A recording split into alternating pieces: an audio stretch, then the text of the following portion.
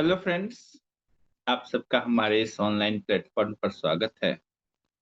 और आज का हमारा क्विक रिवीजन सीरीज में टॉपिक है नेशनल इमरजेंसी। National emergency. अब ये जो नेशनल इमरजेंसी है या पहले इमरजेंसी, हम ऐसे सिचुएशन को किसको कहेंगे या किस सिचुएशन को हम इमरजेंसी कह सकते हैं? तो ऐसा सिचुएशन जहां पर थ्रेटेंड हो या अनफेवरेबल सिचुएशन हो, और जो अनफोर्सीन, तो दो चीज होना चाहिए, इट शुड बी अनफेवरेबल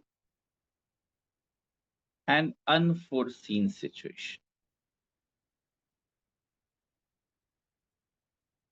तो जब ये सिचुएशन है तो इमरजेंसी का सिचुएशन हम उसे कह सकते हैं।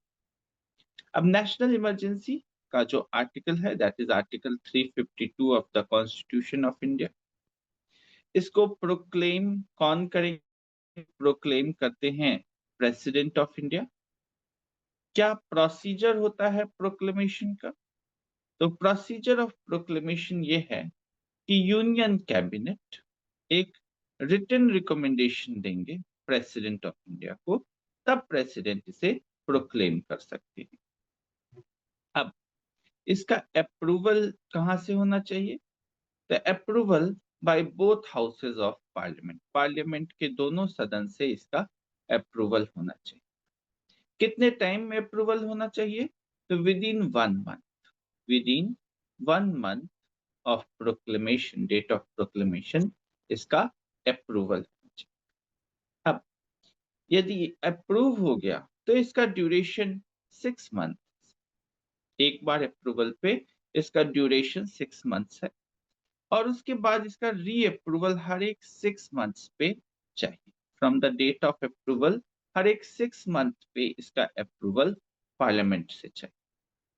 ड्यूरेशन क्या हो सकता है? तो जब तक पार्लियामेंट चाहे तब तक इसका ड्यूरेशन हो सकता है, बट 6-6 महीने पे इसे पार्लियामेंट्री अप्रूवल की आवश्यकता पड़ेगी। देन व्हाट इज द इसका इफेक्ट क्या होता है? तो बेसिकली इसका 3 इफेक्ट होगा। एक, फंडामेंटल राइट पे इफेक्ट होता है, that is article 19 automatically gets suspended, और ये होता है अंडर आर्टिकल 358।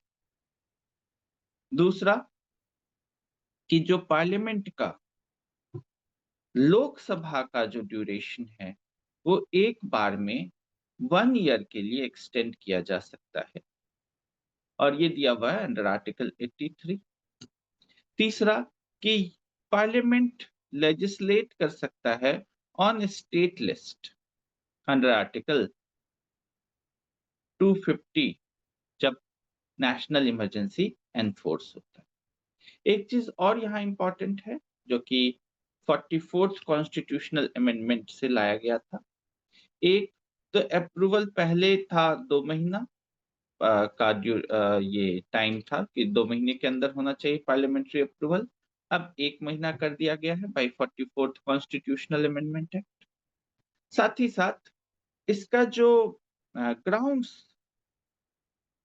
तो किस किस ग्राउंड पर नेशनल इमरजेंसी प्रोक्लेम किया जा सकता है? तो 3 ग्राउंड्स हैं। एक तो वार या एक्सटर्नल एग्रेशन या आर्म्ड रिबेलियन।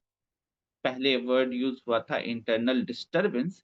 इंटरनल डिस्टरबेंस को 44th कॉन्स्टिट्यूशनल अमेंडमेंट एक्ट में हटा करके आर्म्ड रिबेलियन कर दिया गया है। और साथ ही साथ अब जो पार्लियामेंट्री अप्रूवल चाहिए, वो चाहिए special majority of both houses of parliament. तो फ्रेंड्स, ये थे कुछ basic facts about national emergency. Thank you friends.